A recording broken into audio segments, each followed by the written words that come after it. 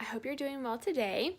I wanted to bring a thought to you, and I hope it encourages you. It's something that the Lord has been teaching me. So I've been reading through parts of the New Testament and parts of the New Testament that I get through Matthew and part of Mark, and then I'm kind of like, I quit. So I've been reading through John, and now I'm in Acts, and there was something that stuck out to me in John. And I think growing up, listening to the gospel and Sunday school stories, I always remember thinking as a child when Jesus was on the cross, I'm like, man, why? He's God. If he's God, he can get off the cross. Why isn't he off the cross? And there was a passage that stuck out to me, and it was after he fed the 5,000. And I guess I've never really read this. So I wanted to share it with you, and I hope it encourages you. I'm recording this because live sometimes throws me off. But it was after the feeding of the 5,000. And after he did it, it says,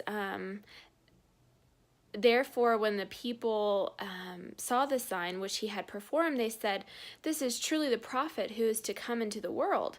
So Jesus, and this is going on, so Jesus, perceiving that they were intending to come and take him by force to make him king, withdrew again to the mountain by himself alone.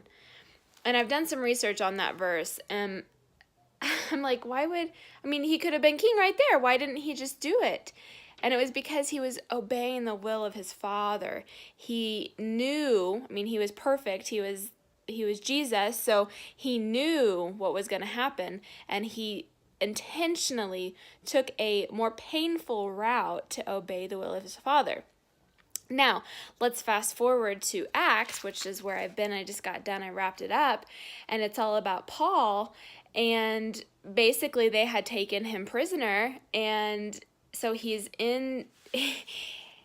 they're plotting against him, and the Lord comes to him and says, the Lord stood at his side and said, "Take courage, for as you have solemnly witnessed my cause of Jerusalem, so you must witness at Rome also." So God's calling him to go to Rome.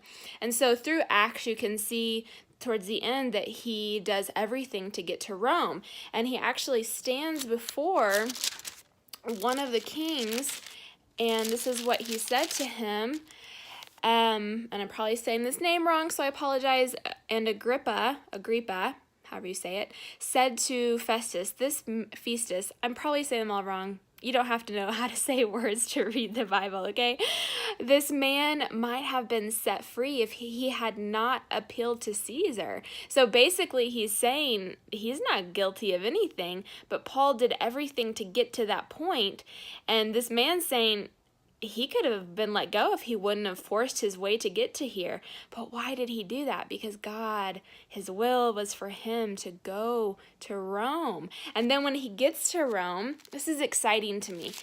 It's exciting because we get to see God's hand at work. When he gets to Rome, and he's probably thinking, because they weren't very nice to him. He was a prisoner. He was taken as a prisoner. He was treated poorly. And I'm sure that wasn't very fun. Okay, I'm sure it wasn't very fun. And they said to him, this is the end of Acts, Acts 28, verse 21. And he's in Rome, and he's telling them, I was told to come to you. The Jews don't like what I'm saying.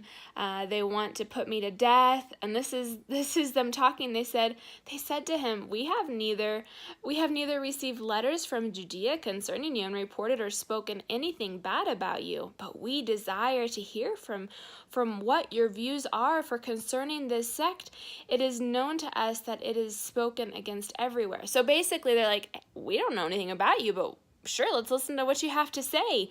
And some people listened, and they knew God, and some didn't.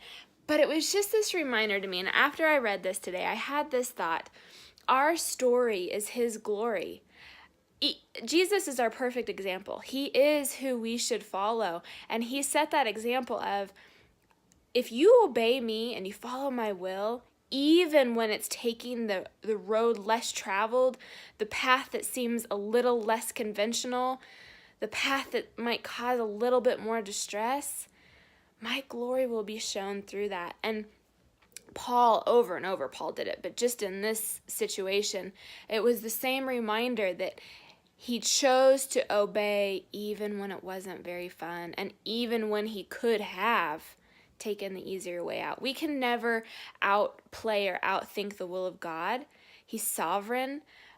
But this to me is a picture of if your story is rough, it's okay, because his glory will be revealed through that, maybe in this lifetime, maybe just in eternity, and sometimes you may never know. But our story is for his glory. So today, if you're going through an obstacle, if you're going through a trial, or maybe you're in a good season, make sure that you're walking in his word, that you're listening to what his will is for you to be in his word, okay? He doesn't just want to hear from you. He wants to talk to you. So let him talk to you today.